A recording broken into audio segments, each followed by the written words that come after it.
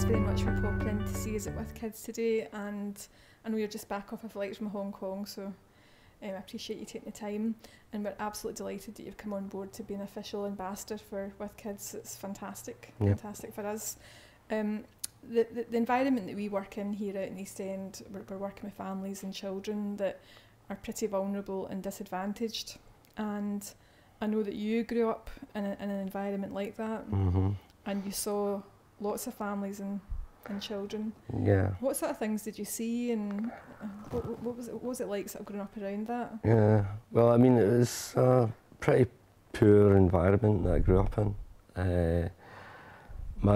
I was quite lucky with my own family because my father always worked, and if he was employed, it was for very short periods of time.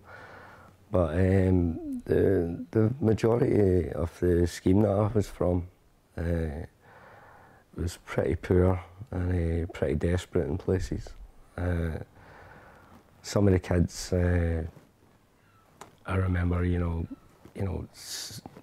rainy winter days, and they're like, and they're coming to school in Jesus sandals, we called them at the time, and no socks on, so, and just really, dressed in rags, and yeah, it was all, looking back, at the time, it kind of felt relatively normal to me because that was all I kind of understood and knew, and that's what the world was to me at that time. A real mix of people that never really obviously had that much going on. The kids were poorly dressed and poorly fed as well. Really, the diet was pretty yeah, and it was mainly free school dinners everybody was having, and it was probably the best meal of the day, I would imagine. I mean, I loved school dinners, so that wasn't a problem for me, but, it's the environment is very poor, and I guess the education that the kids were getting from home was pretty poor as well. It was real hand-to-mouth stuff, and some of the kids in some of the homes that they were in,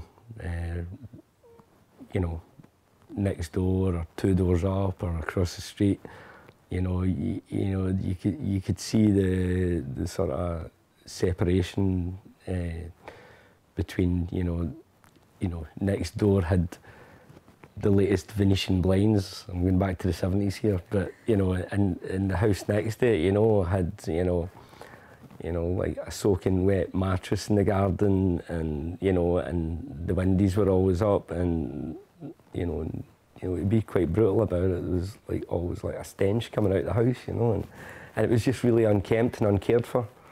And the kids were the same, and of course, that leads to, as far as I can tell, leads to problems of, if you don't have it and you see it, you take it, really, for a lot of them. So it can in some cases lead to thieving, and then things just kind of go on for there, and it can get worse and worse. It can spiral out of control.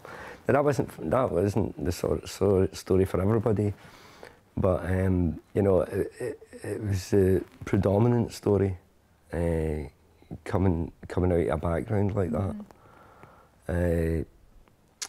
And as I say, when that stuff's normalised, then it becomes normal to be thinking about thieving, and it becomes normal to be thinking about not caring about other people and other people's feelings and how other people can be hurt. So you kind of breed a kind of a sort of a uneducated selfishness, not as an educated selfishness, but it's like, you know, it's selfishness matched with a kind of an uneducated approach to the world, which can lead to pretty desperate circumstances, you know.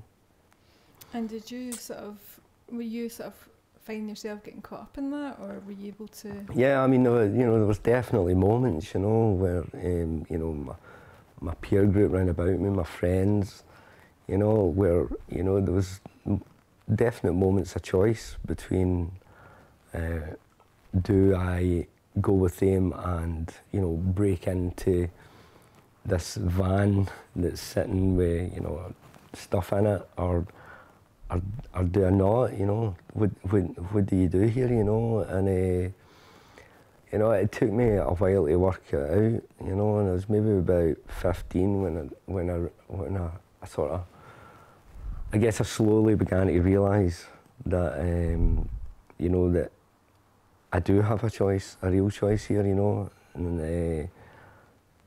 where to go along with this more negative thing, or to try and find, and you know, and inevitably it just makes you feel worse about yourself, you know, if you're sort of living in a sort of negativity.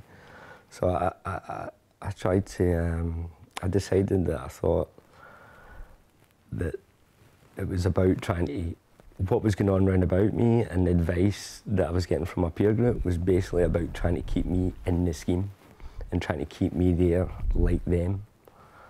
And I thought that my life deserved better than that, and that I needed to take more control of my own life. And was that a decision that you made on your own, or did you get support from anyone to help you sort of break away from that? I mean, that's a huge pressure to be under from your peer group at that age, very impressionable age. Yeah. Where you're sort of... I think like you need to be a wee bit brave about it. I think it's, you know, you're not wanting to be upsetting people by sort of opting out of what their ideas about what they want to be getting on with. But I think you need to be a bit brave about it, you know. I think, like, you know, you've got a decision to make, and you need to be making that decision for yourself, not to satisfy other people's ideas, you know. It must be very difficult for you to detach yourself away and slowly move away from an environment where it sounds like the majority of kids round about you were going down that road. Yeah, I mean, the majority were, you know, and there's actually been, you know, I'm in my 40s now, and you know, and there's been I've been hearing about a number of kids that I grew up with, and kids that I was at school with, and kids that I played with, you know, sort of at a kind of innocent age, that are dead now, you know, and it's due to, you know, drinking, drug abuse, you know, on a large scale, you know, and so it's taking their lives now, you know, and I don't know what they've been doing in the time in between, but, you know, I know that they were still living in that scheme, and they were still there, you know. And there's this whole other world going on outside that place, but the only thing you get caught up in and tend to know about is what goes on in that small little area that you get brought up in and you never manage to get out of. That's a really bleak picture, isn't it? Well, yeah, it is bleak. I mean, but, you know, there's little pockets where there's, you know, not just myself, but there's other people that have managed to move on from that, and done well for themselves in different, you know, in different areas, you know, whether it be starting small businesses, or, you know, or moving to other countries, and basically reinventing yourself.